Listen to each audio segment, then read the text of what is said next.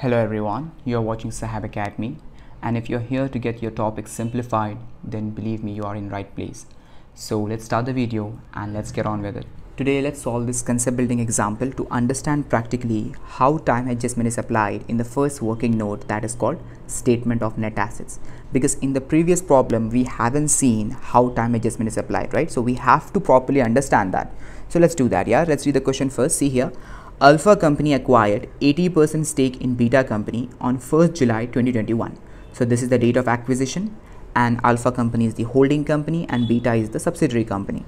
And we always see from the point of view of holding company, so we can say that we have acquired 80% stake, and the remaining 20% stake which is not owned by us, that is called minority interest. You all know that, right? So what we have to do in this question, see here, using the following data, prepare statement of net assets. We have to prepare just the first working note. This is a simple example, okay, just to make you understand time adjustment, that's all.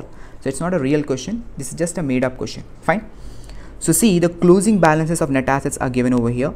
Equity share capital 15 lakh, general reserve 5 lakh, profit and loss 8 lakh. Yeah, these are the balances on 31st March 2022. And then the opening balances of reserves are given over here. See, on 1st April 2021, general reserve was 2,50,000, profit and loss was 2 lakh. So these are the opening balances. Now there is one problem over here. The opening balance of capital is not given. If opening balance of capital is not given, if the question is silent regarding that, then I have told you what you have to do. See, what you have to do is you have to make use of the assumption which I have told you in the first video. Whenever the question is silent regarding the opening balance of capital, then you have to think that no movement in equity share capital. Equity share capital is constant. See here, no movement in equity share capital unless the question specifies. See, equity share capital 15 lakh is given on the closing date, opening not given. So what you have to assume is that equity share capital was there since the opening date. Equity share capital 15 lakh also on the 1st April. That's what you have to think, okay, and apply over here. Fine. So what is the opening balance of equity share capital? 15 lakh. Is that clear? That's the assumption you have to make, and this same assumption will also apply in case of general reserve if the question is silent regarding the opening balance of general reserve. But here the question has specifically said general reserve was 2,50,000, so we don't have to worry about that. Okay, regarding capital it's silent, so we have to assume it is constant, no movement in equity share capital. Is that clear? Right. So now let's solve this question. See, it's very simple. First let's see the diagram over here. So see, the opening date is 1st April 2021 and the closing date is 31st March 2022, which we also call as date of consolidation. And then the border line is date of acquisition, which is on 1st July 2021. This is the date when this Alpha company acquired control on Beta company. Yes. So the period before this date of acquisition is called as pre-acquisition period, when Alpha company did not have control, and the period after date of acquisition, that period is called as post-acquisition period, when Alpha company had the control. So from 1st April till 1st July, that's 3 months. From 1st July till 31st March, that's 9 months. Pre-period is 3 months and post-period is of 9 months. So you understand till here? Okay. Now the balances which are given to us, see, on opening date, general reserve was 2,50,000, profit and loss was 2 lakh. So take that, general reserve 2,50,000, profit and loss 2 lakh.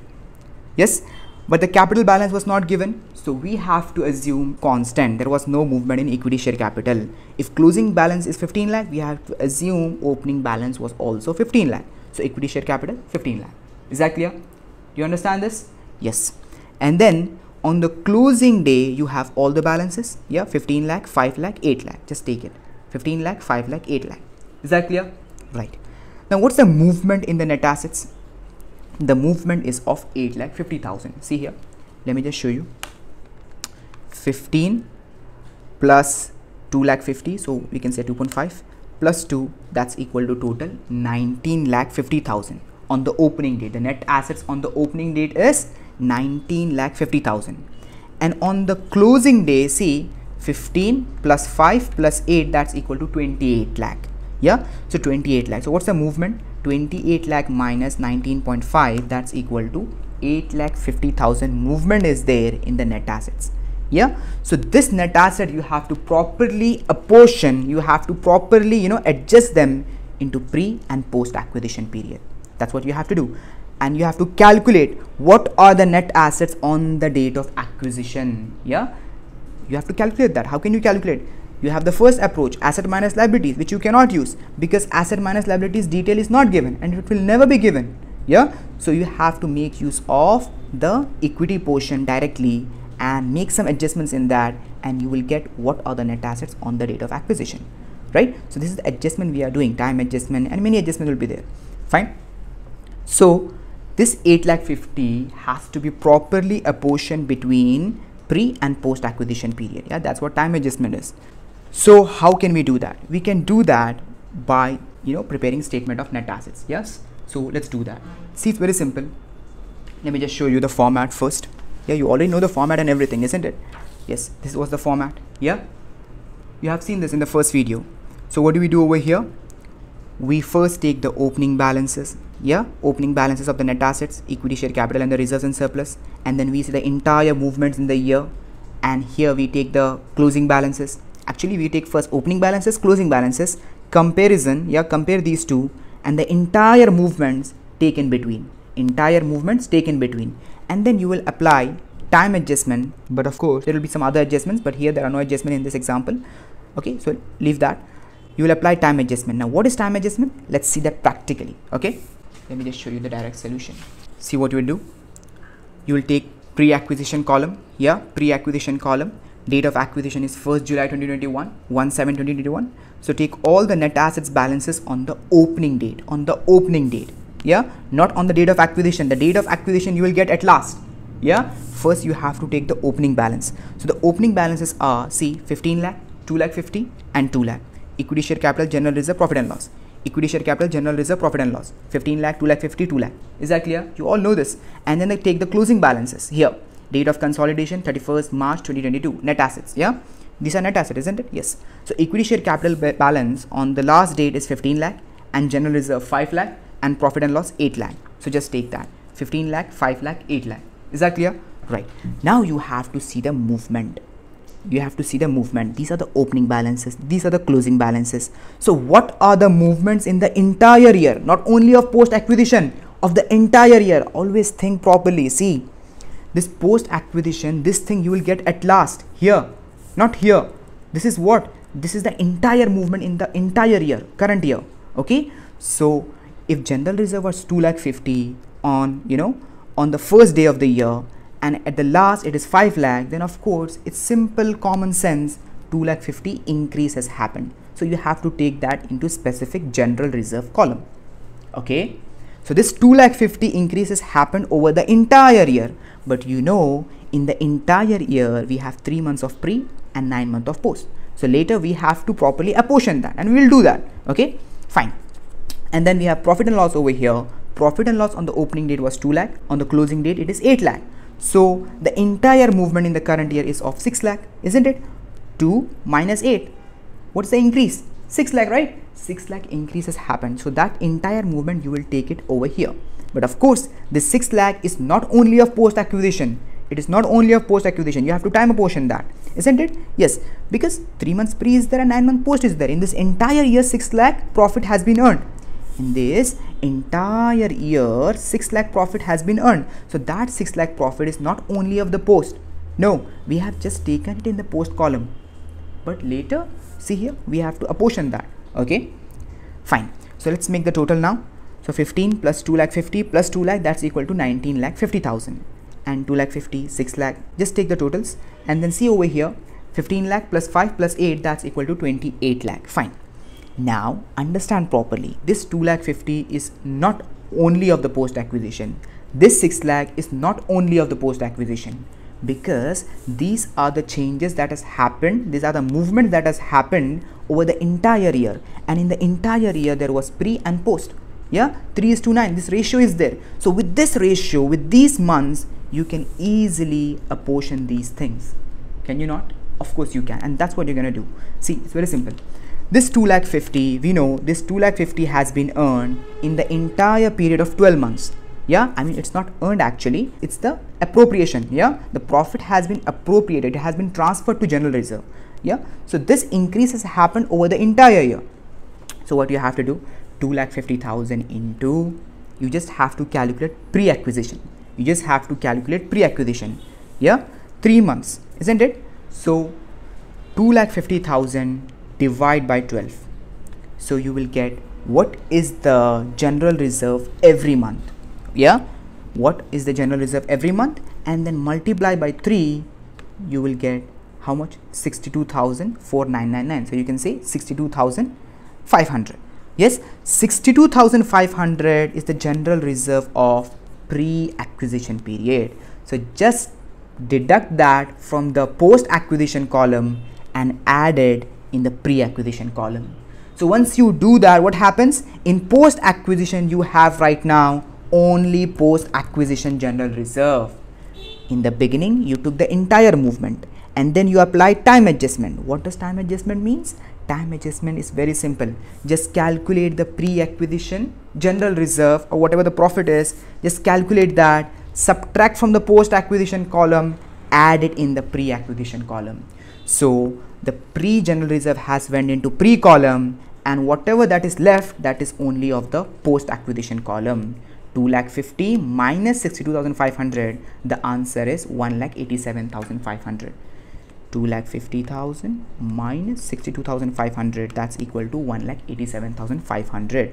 This is the true post-acquisition general reserve. The same thing you have to do with the profit and loss also. The same thing you have to do with the profit and loss also. So 6 lakh is not of the entirely post-acquisition.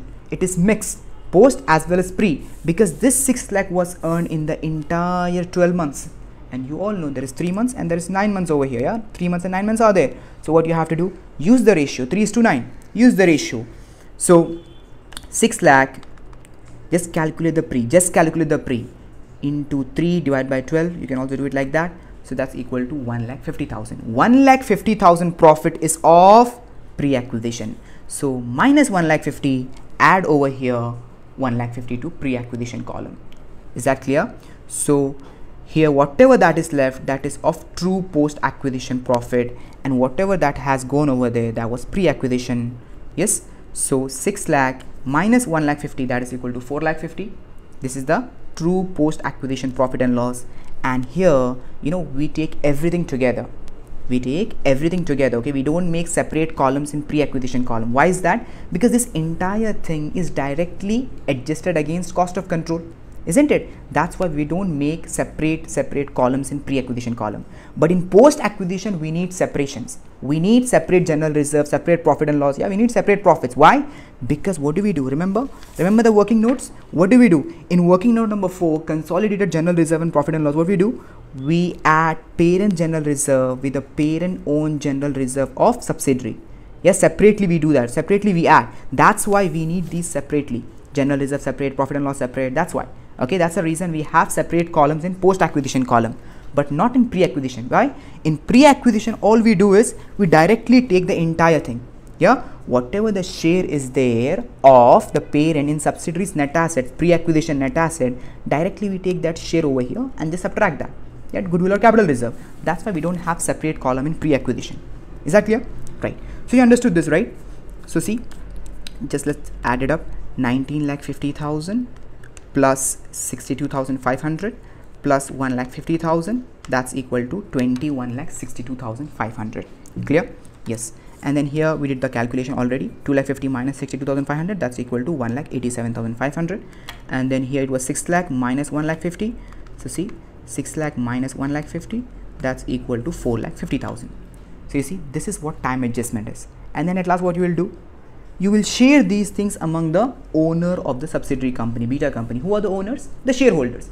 But we own 80% stake, alpha company, so that 80% of these things have to go to holding company. So take 80% of all these things. Let me just show you one. Okay, 21,62,500 into 0.80. That's equal to 17,30,000. It will go to holding. So just take 80% of all of these things. Fine. And the remaining will be minority interest. See, 21,62,500. Sorry, 21,62,500 into 0.20. That's equal to 4,32,500. So this will go to minority interest. Same with all of these things. 20%, 20% of that. Is that clear? right? So what are we going to do with these things? Understand properly, don't mess this up, okay? 17 lakh 30 will be taken over here. See, in cost of control, 17 lakh 30 minus whatever the cost of investment is. For example, let's say 20 lakh. So 20 lakh minus 17 lakh 30,000.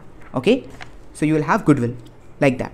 And then the remaining these things, general reserve and profit and loss of holding company, what will happen to that? It will go over here. Parent general reserve, let's say it's 1 lakh. General reserve is 1 lakh, parent general reserve. So that 1 lakh will be taken plus this 1,50,000, that's equal to 2,50,000, like that. 2,50,000 of consolidated reserves and surplus. I mean general reserve only. And then this profit and loss 3,60,000 will be added again with the parent's profit and loss. Let's say parent's profit and loss is 1 lakh. So 1 lakh plus 3,60,000, 4,60,000. You understand this? This is the way you have to do it. Fine. And of minority, what will happen? Minority 4,32,000, 37,500, 90,000. What will happen to these things? Simple. Just take into the minority working note. 4,32,500 plus 37,500 plus 90,000. You will add it up. You will get the minority interest total, which will be shown in the balance sheet. Is that clear? So it's so simple. It's not difficult. It's so simple. You just have to understand properly. Fine. So in this example, the main thing was the acquisition happened in the mid-year. Yeah, in the mid of the year, 1st July 2021. In between, isn't it? But what if for example, yeah, just imagine a scenario that the acquisition happened on the opening date itself, like in the previous problem which we solved in the second video of this chapter. If acquisition is happening on the first date of the year, then understand there will be no pre-period, entire post period. So whatever increase that has happened, 2,50,000, 6 lakh, these things will, will be true post acquisition only, because there is no pre-acquisition period. Yeah, there is no pre-acquisition period. So that's why whatever increase that has happened, this entire 8,50,000, yeah, 2,50,000 and this 6 lakh, this is 8,50,000. So this entire increase will be of true post acquisition. Okay, so you will not apply time adjustment. If date of acquisition is on the opening date, then no time adjustment, like in the previous problem, no time adjustment. See, all you will do is till here only. Yeah, till here only, everything will be same only. Opening balances you will take, yeah, this will be directly the net assets on the date of acquisition, and that will be entirely pre. And then remaining whatever that has happened, this 2,50,000 and this 6 lakh, this will be of the entirely post acquisition period. Yeah, and then you will share holding and minority of this. Yes, that's what you will do if date of acquisition is on the opening date. That's what will happen. But let's imagine another scenario. What if date of acquisition is on the closing date on 31st March? Then what will happen? Understand, this is very simple. If date of acquisition is on the closing date, then what you will do? The same way you will do. The opening balance you will take, the closing balance you will take, the movement of the entire year you will take. But understand, the movement is not of post acquisition. The headings will not change. Pre, post acquisition, the same way it will be there. Yeah, it's a format, right? It's a fixed format. So post acquisition will be there. But understand, if acquisition is happening over here, then this entire period is pre-period. There is no post-acquisition period. In this financial year, there is no post-acquisition period. Entire period would be the period when the holding company did not have control. Entire pre-acquisition period. So what you have to do? Understand, 100% time adjustment you have to apply. 100% time adjustment. What does that mean? See, the same way you will do, the same way, except that you will not do any calculation, nothing. Just minus 2,50,000 minus 6 lakh, because these are of entirely pre. So just remove them from here and add them into the pre-acquisition column. That's what you're gonna do. Okay, see, understand properly, no post-acquisition period, entirely pre. So whatever that has been earned over here, all that has been happened in the pre-acquisition period. So minus the entire thing, 100% time adjustment. No calculation, no ratio, nothing. Minus 100%, minus 100%. 2,50,000 minus 2,50,000, 6 lakh minus 6 lakh, and all the things, yeah, all these things will be added over here. Plus 2,50,000 plus 6 lakh. Yeah, this will happen when the acquisition is on the closing date of the year, date of consolidation. It's common sense, really. It's common sense. All these earnings have happened where they have happened in the pre-acquisition. So everything should be removed from post-acquisition and added to pre-acquisition. 100% time adjustment we call it. Okay, and then you will get the balances and share them among holding and minority in their respective percentages. Is that clear? So you understood? The first thing was, if the date of acquisition is in the mid of the year, then you have to apply properly time adjustment with the help of time ratios. If the date of acquisition is on the opening date, then what you have to do? Then you have to consider these things entirely post acquisition. Yeah, no time adjustment at all, nothing. Directly share these things among holding and minority. But if date of acquisition is on the closing date, then what you have to do? Then you have to remove all these things from the post acquisition and add it to the pre acquisition. 100% time adjustment. Okay, 3 scenarios I have showed you over here, isn't it? Yes, you got that right. And here the main assumption was in this, working note, and in this time adjustment calculation, the main assumption was that profits are earned evenly throughout the year. We assume that in this concept, we make an assumption that profits are earned evenly throughout the year. For example, I say, I give a very simple example. In a year, let's say a company has earned 365 profit, then we make an assumption that every day we have earned 1 rupee profit. 1 rupee, 1 rupee, 1 rupee. Yeah, that's the assumption we have. The profits are earned evenly throughout the year. With this assumption only, we can, apportion or divide the profits with the help of time ratio. Otherwise, we can't do that. Yeah, otherwise we can't do that. We are making this assumption, then only we can do time adjustment. Okay, and this assumption will be broken when you will have abnormal loss. Okay, now in the next video, we are going to see what is abnormal loss and how does it break this assumption, the assumption of profits are earned evenly throughout the year. Okay, so this is the assumption we have, and on the basis of this assumption only, we break the profits with the help of time ratio and deduct from over here and add it back over here. That's what we do. Fine, you got this right? Easy? Fine. So that's it for this video. Now in the next video, we are going to see the adjustment of abnormal loss. Right, so that's it. See you in the next video. Yeah, bye.